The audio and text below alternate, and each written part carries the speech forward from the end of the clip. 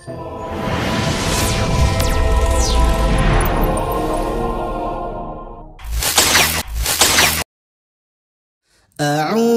بالله من الشيطان الرجيم. بسم الله الرحمن الرحيم.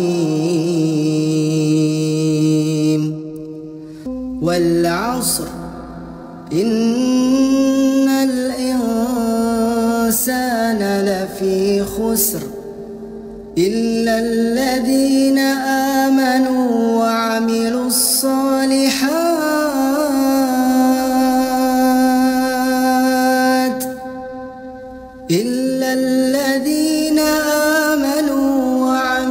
الصالحات وتواصوا بالحق وتواصوا بالصبر.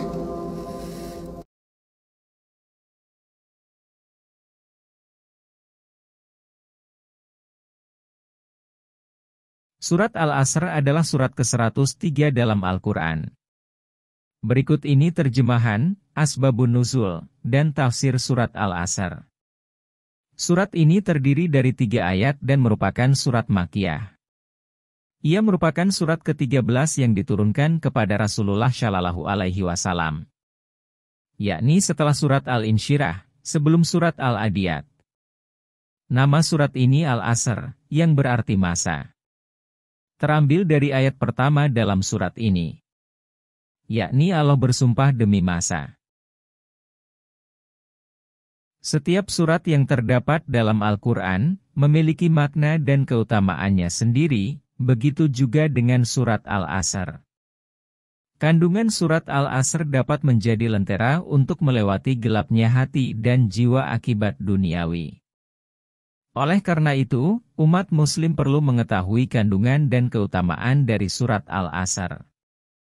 Umat muslim di akhir zaman akan ditimpa oleh fitnah.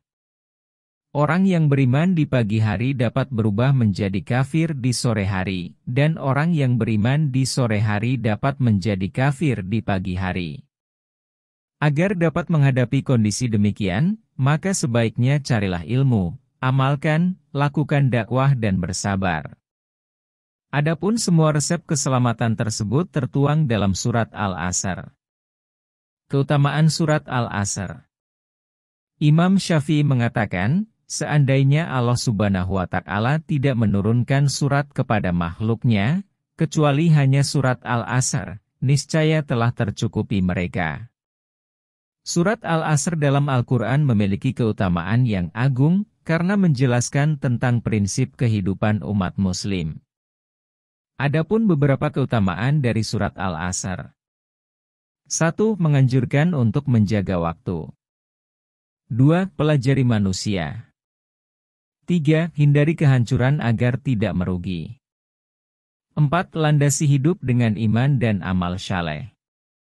5. Tegakkan kebenaran dan hadapi hidup dengan kesabaran. Kandungan surat Al-Asr. Walaupun tergolong sebagai surat pendek, surat Al-Asr menyimpan makna atau keutamaan yang sangat mendalam jika kita mampu menelaah lebih jauh isi dari surat tersebut.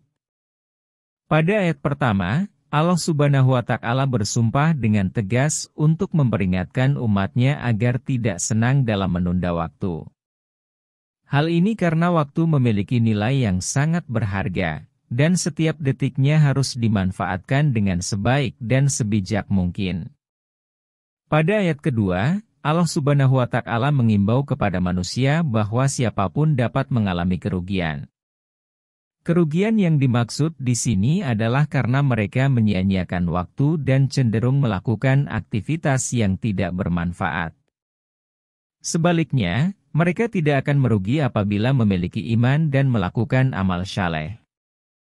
Orang-orang yang menasihati dalam kebenaran dan kesabaran juga tergolong sebagai orang yang tidak akan merugi. Bahwa insan yang tidak berada dalam kerugian adalah mereka yang memiliki 4 kriteria, iman, amal saleh, saling menasihati tentang kebenaran dan saling menasihati tentang kesabaran. Sebagian ulama menjelaskan bahwa agama ini terdiri dari pengetahuan dan pengamalan. Keyakinan dan perbuatan. Iman adalah pengetahuan dan keyakinan. Amal syalih adalah pengamalan dan perbuatan. Sedang saling menasehati dalam kebenaran dan kesabaran adalah dakwah yang merupakan bentuk amal syalih, agar orang lain juga beriman dan beramal syalih. Ayat ini menggunakan bentuk jamak, mengisyaratkan pentingnya beramal dan berjamaah. Untuk bisa selamat dari kerugian, manusia harus berjamaah, beramal bersama orang-orang mukmin dan berdakwah bersama. Penutup tafsir surat Al-Asr. Sayyid Qutb dalam tafsir Fi Zilalil Qur'an menyebutkan, dalam surat pendek yang hanya terdiri dari 3 ayat ini, tercermin manhaj yang lengkap bagi kehidupan manusia sebagaimana yang dikehendaki Islam. Surat ini juga mengidentifikasi umat Islam dengan hakikat dan aktivitasnya dalam sebuah paparan singkat, yang tidak mungkin dapat dilakukan selain Allah. Manhaj itu adalah iman, amal syalih, saling menasehati untuk mentaati kebenaran dan saling menasehati untuk menetapi kesabaran. Semua orang merugi kecuali orang yang memiliki 4 kriteria ini. Semoga kita bisa masuk dalam manhaj surat ini sehingga terhindar dari kerugian besar di akhirat nanti. Sebagai penutup, mari kita tingkatkan kualitas ibadah dan hubungan kita dengan Al-Quran. Jadikanlah setiap hari sebagai kesempatan untuk mendekatkan diri kepada Allah Subhanahu wa Ta'ala dan menggapai ridha-Nya. Semoga dengan terus berpegang teguh pada ajarannya, kita dapat menjadi umat yang mendapat petunjuk dan rahmat-Nya. Terima kasih sudah meluangkan waktu menonton video ini. Jangan lupa like, subscribe serta komen pada kolom komentar. Salam sehat. Jangan lupa bahagia.